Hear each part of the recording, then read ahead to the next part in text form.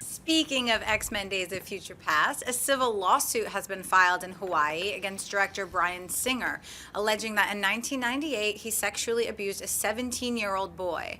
The accuser, now 31 years old, alleges Singer used his influence, position, and power to abuse him and provided illegal substances in exchange for sexual favors. Singer's attorney responded this morning by saying the following: "The lawsuit is completely without merit. We are very confident that Bryan will be vindicated in this absurd and defamatory lawsuit.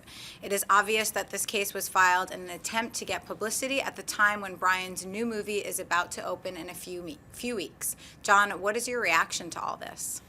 Well, I mean, it's sad, and it's sad no matter which way you look at it. It's sad if Bryan Singer is not guilty of any of this. It's sad if he is guilty of any of this. I mean, it's just a terrible situation. But before we talk about it, there's a few things we need to keep in mind and understand. We don't like talking about gossip and celebrity stuff going on at AMC Movie Talk. However, this is a very big movie news story about a very big movie that we have coming out here pretty soon that a lot of us are looking forward to. And so it kind of needs to be addressed. But a few things I want us all to keep in mind. Number one, in our society, we presume innocence. Not just criminally, we presume innocence until proven otherwise. And so I think for most of us, it behooves us to assume that Bryan Singer is innocent until we know more.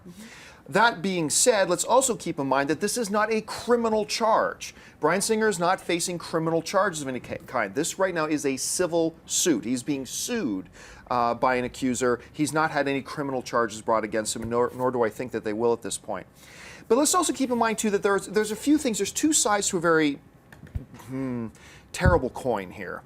On one side, you know, Bryan Singer, there's something very suspect, I think naturally suspicious to us, as Bryan Singer's attorney pointed out about the timing of all this. You know, this happened 14 years ago. Why is this coming up right now, basically on the doorstep of the opening of Bryan Singer's biggest movie, you know, and all that kind of stuff? Again, it was 14 years ago. Why now? But on the other side of that coin, let's also keep in mind this. We know that there is a problem in Hollywood of young boys and girls being abused and taken advantage of by predators. We know that this is the case. I think it was Corey Feldman recently put out in his own book chronicling that he was sexually abused as a young actor, a child actor growing up in Hollywood multiple times.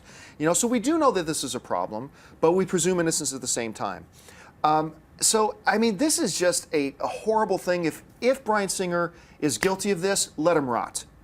If he's innocent, then you just got to feel terrible about him, because no matter how this turns out now, his name is going to be dragged through the mud. This is going to affect him. This is going to follow him the rest of his life, even if it totally comes out, even if this lawyer and this accuser stand on the courts of the Supreme Court, on the steps of the Supreme Court, and say, "We lied, this never happened," doesn't matter. This is going to follow Bryan Singer forever.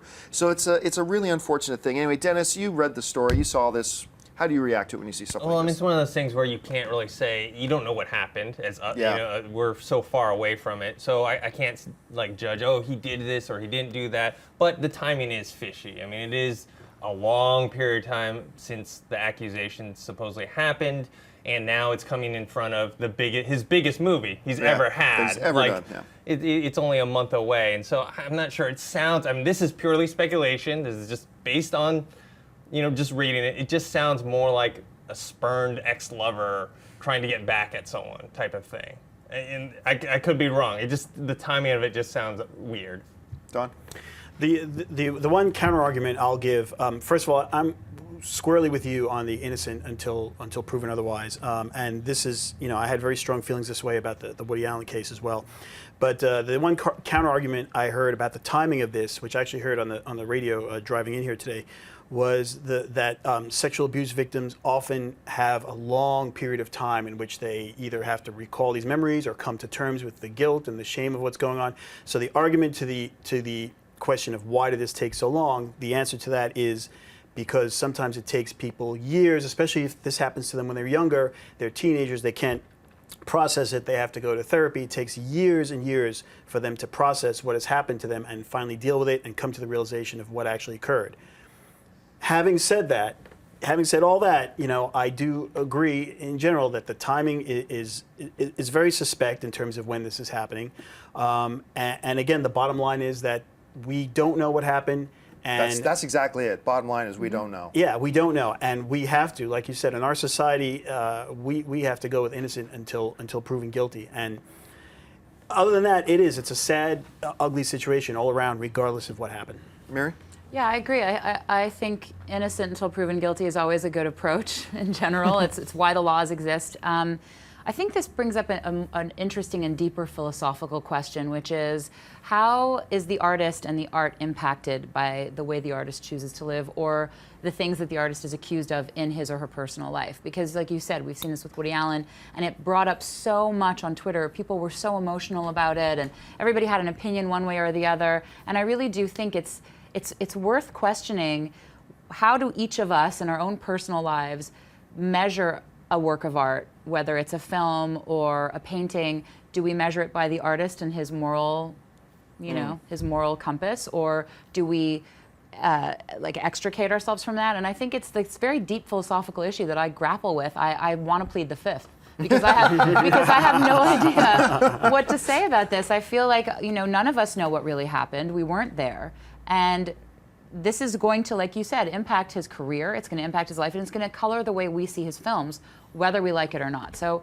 I'm very interested in that. I don't really have an answer for it. I don't really know what to think about it. I'm still digesting it, but I do feel like it's kind of an interesting problem that we face when these things come up, these allegations against these people that we revere and admire. And it's interesting because I know this is obviously not going to be resolved before X-Men Days of Future Past comes out, right? And I know that I'm going to be watching this movie that I'm looking forward to so much, and I know that's going to be in the back of my head a little bit. Now, granted, it's not going to be as bad as if it was one of the lead actors that this was happening to, because if this was accusations against, I don't know, James McAvoy, he's going to be right there on the screen, looking at us on the screen, and that would be really difficult. So thankfully, Bryan Singer's off camera, so that'll help too. It's just a really weird, terrible thing. I can only hope that it's not true, just because I don't like to think about monsters like that existing in our culture and our society. And being celebrated, Yeah. Well, So speaking on your point, I try and keep the art and the artist separate as much as I can. In a situation like this, it's a lot harder, with like Woody Allen or Roman Polanski.